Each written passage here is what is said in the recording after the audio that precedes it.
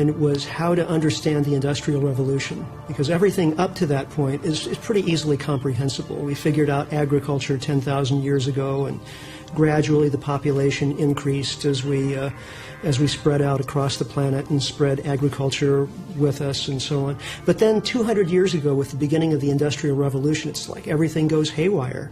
The human population goes from fewer than 1 billion to 6.5 billion. And the scale of the human impact on the environment increases exponentially as well. So again, how to explain that? Well, I tried, looking into the history of capitalism and looking into our mythological, psychological interaction with nature and so on. But then finally, in 1998, I read a paper in Scientific American by Colin Campbell and Jean-La Herrère titled "The End of Cheap Oil." And for the first time, I began to understand the role of energy in human social evolution. And for several years, I studied this and read books. And I realized that this was the key to understanding everything that's happened in the last 200 years, that fossil fuels are the essence of the Industrial Revolution. So that creates a problem because fossil fuels are inherently finite. Oil was created, 90 to 150 million years ago, and we're drawing down that stock of highly concentrated fuel in an amazingly short period of time. What's 200 years compared to 150 million years? And that oil is going to be gone virtually by the end of this century. So the 20th century was all about using more of the stuff. And it was the great petroleum fiesta, one time only in the history of our species. The 21st century is going to be all about how that party winds down. This is the most serious problem to face the human race since we've been human.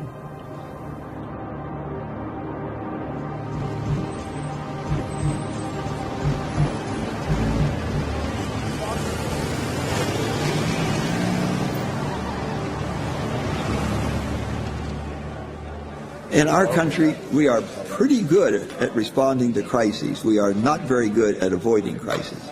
I just think what we're doing is unconscionable. We're trying to find more and more ways to continue pigging out on energy, rather than recognizing that it is finite. There's only a limited amount left.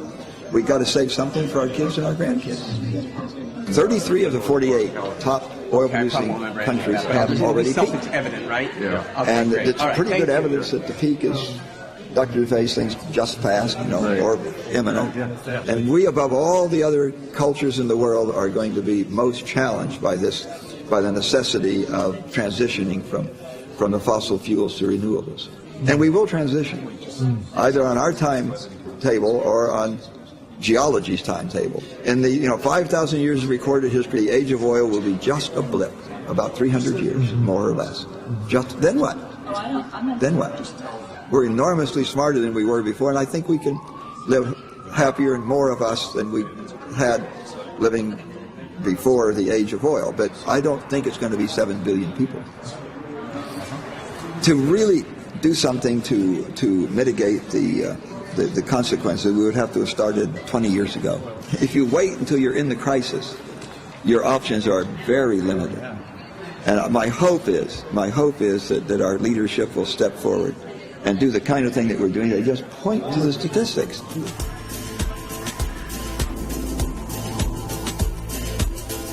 Thank you for choosing National Car Rentals. We hope you enjoy your stay in the Denver area. In general, people are innumerate, which is the mathematical equivalent of illiteracy. No matter how you cut it, young people today, you folks, you're going to see the peak of world oil production. And you got to ask, okay, what is life going to be like when we have declining world production, have growing world population, and growing world per capita demand for oil? What's going to happen? Well, I think the only thing you can say with some reasonable assurance is that prices are going to go up. And I think the recent price increases that we have seen for liquid petroleum are just a harbinger of this. That it's on its way. Now, the price goes up and down. It's, again, a noisy system. It fluctuates. You know, there's a big hurricane in the Gulf of Mexico, takes out some of the production platforms. Price goes way up, and then production recovers and prices come back down. But it won't come back down to where it started, and it's on a rising trend, and I suspect you'll see this trend rising very, very rapidly as we go past the peak. Archaeologists study civilizations that have disappeared. What's a major factor in the cause of those disappearances? One factor, it's not the only one, but one factor is they grew beyond the capacity of the surrounding country to supply them with food. And, you know, in olden days, you could maybe transport food however far a horse and wagon could travel in maybe a week, something like this. It might be 100 miles, but not farther than that. The average item of food on our table today has traveled 1,500 miles from where it was produced. And the only reason that's possible is that petroleum is so cheap.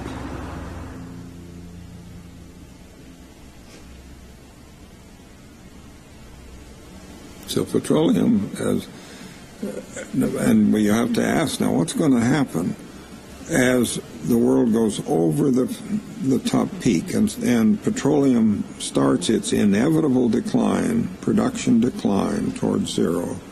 Modern agriculture is the use of land to convert petroleum into food.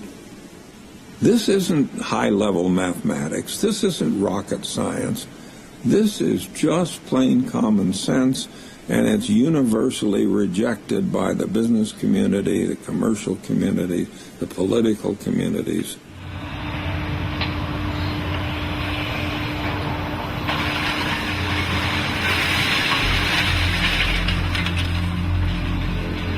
When I looked at what happened to ancient societies over long periods of time, I realized that the challenge they faced was the cost of their societies becoming more and more complex.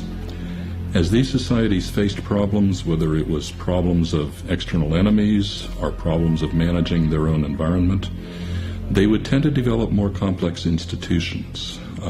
Very often this meant a larger military, a larger government, more control over their people, and these societies tended to tax their citizens more heavily to pay for their complex problem solving.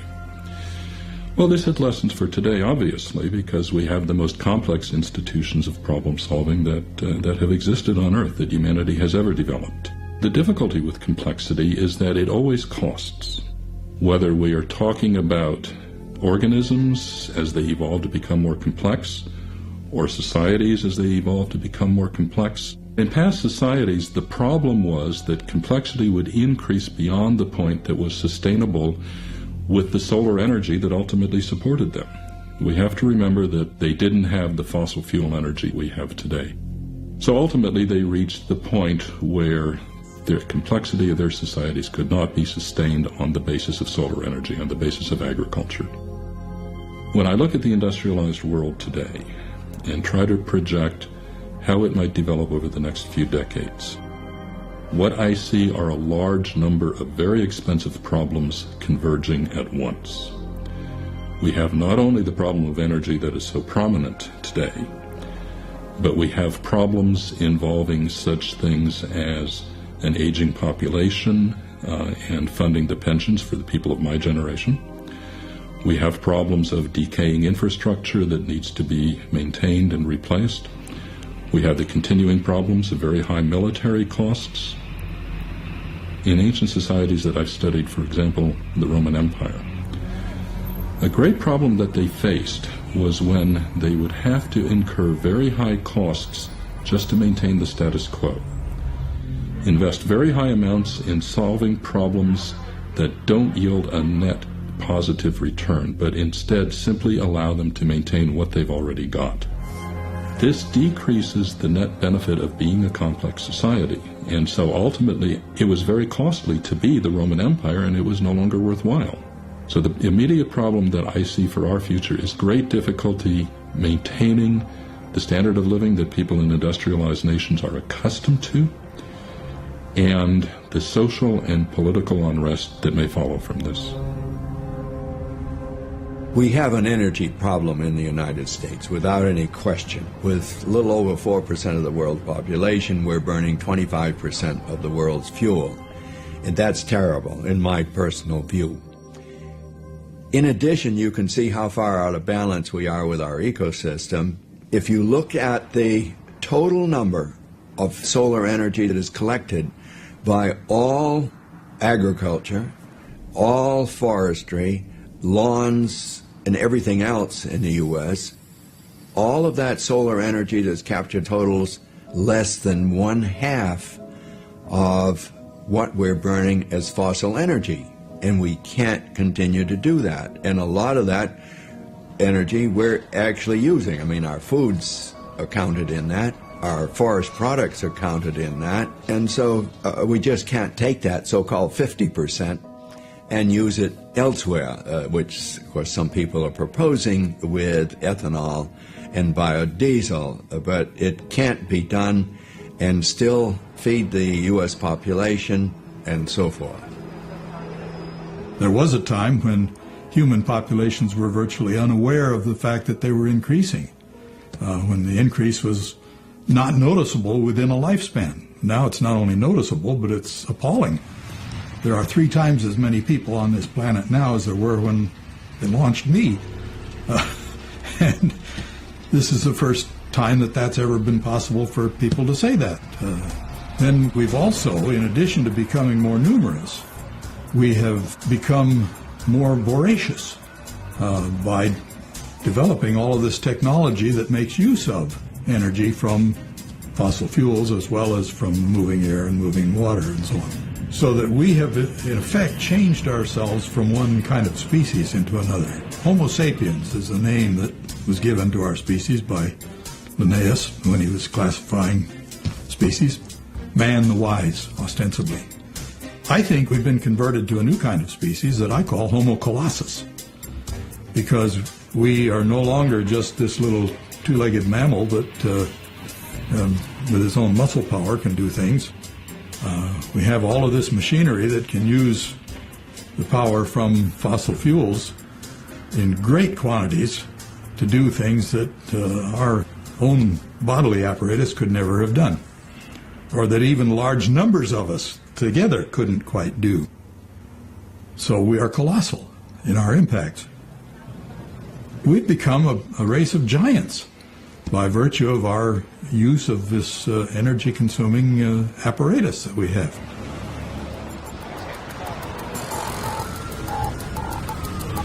We've been advertised into being the world's greatest consumers. We're not, Americans aren't sort of genetically predisposed to being consumers. We are, I would say, victims of the greatest propaganda system ever devised in human history, which is the modern advertising industry. Something like $200 billion a year spent to convince us to buy, use, and consume, and we've gotten to think of this as normal. Growth is normal.